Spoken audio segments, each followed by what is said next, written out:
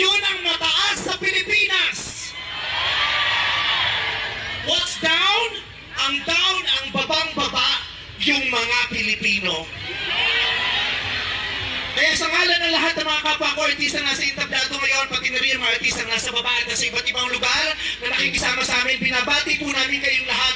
Mabuhay kayo, mga kapwa namin Pilipinong nanakawan ng gobyerno. Mabuhay kayo. Yan ang pagbati natin sa isa't isa. At para sa lahat naman ng mga politiko at bahagi na ng gobyerno na nagnakaw sa atin, nagnanakaw sa atin, mga nakatingin habang may nagnanakaw sa atin, mga kasama ng mga nagnanakaw sa atin, mga alam na may nagnanakaw pero hindi nagsasalita, mga kasama ng mga nagnanakaw, mga nagtatago ng magnanakaw, isa lang ang gusto namin sabihin sa inyong lahat. Patawad kay Father, pero putang ina ninyo! Kaputa-putahan ng mga putang ina nyo!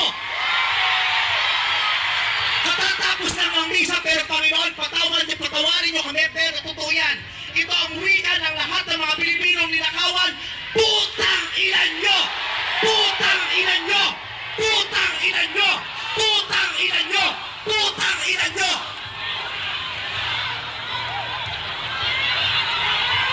Putang ina nyo! Tapos na ang panahon ng mga bababait at ng mga resilient. Ang mga mababait, ginago. Ang mga resilient, tinarantado.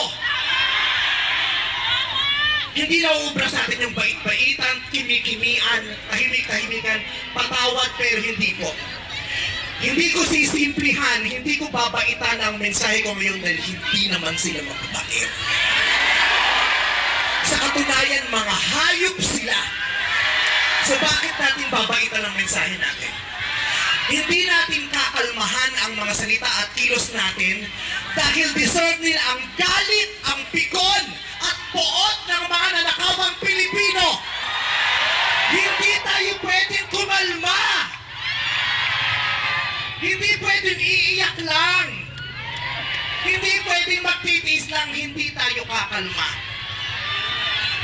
Hindi ko kayang maging magalang sa kanila dahil mga bastos sila. Mga salaula sila at mga baboy sila.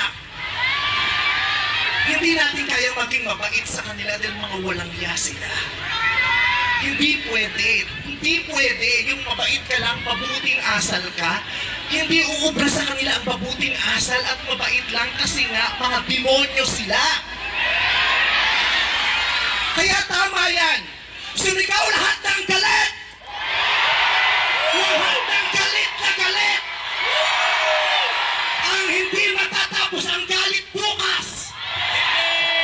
Ang ipalarinig ang galit hanggang hindi makulong ang mga putang inang magnanakaw.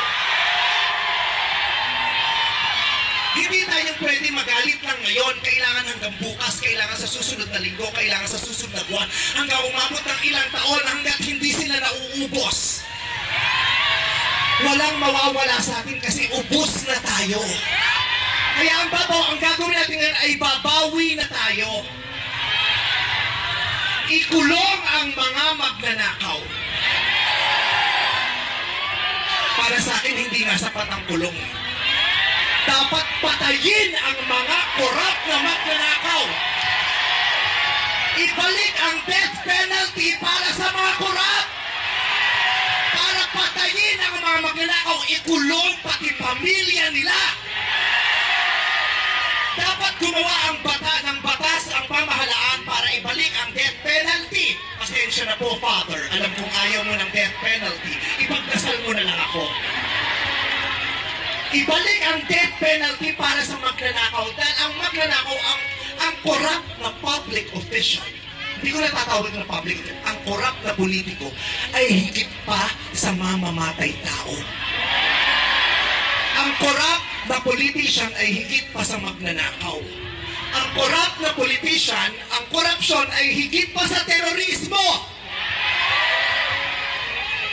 Ang mga terorista, namimili lamang ng lugar at panahon kung kailan aatake.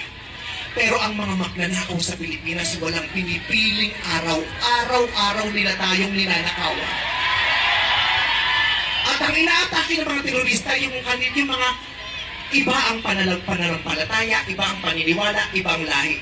Pero ang mga korap, kapwa Pilipinong kalahi ang ninakawan. Kaya hindi tayo pwedeng sumuko lang ng ganito. Kaya hinahamon ka namin, Pangulong Bongbong Marcos, kung gusto mong magkaroon ng magandang legasiya, ang pangalan mo, ipakulong mo lahat ng magnanakaw. Nakatingin kami sa iyo, Pangulong Bongbong Marcos, at inaasahan ka namin, hindi dahil sa idol ka namin, kundi dahil sinaswelduhan ka namin at inaasahan namin na tutuparin mo ang inuutos namin mga employer mo. Kami ang nagpapasahod sa inyo. Tapos na ang panahon na natatakot tayo sa gobyerno. Takutin natin ang gobyerno dahil ang kapangyarihan nasa sa atin, wala sa kanila. Nakatingin kami sa inyo. Ipakulong lahat ipakulong. Pawiin ang mga ari-arian. Pawiin ang mga ari-arian. Pati atay, i-donate. Ibigay ang atay. Pati mata, i-donate. Walang ititira kasi nga, hindi tayo pwedeng maawa dahil mga putang ina nila. Maraming salamat sa inyong lahat. Sasamahan natin kayo hanggang mamaya. Isa pa, putang ina nyo! Sobra na! Tama na! Sobra na!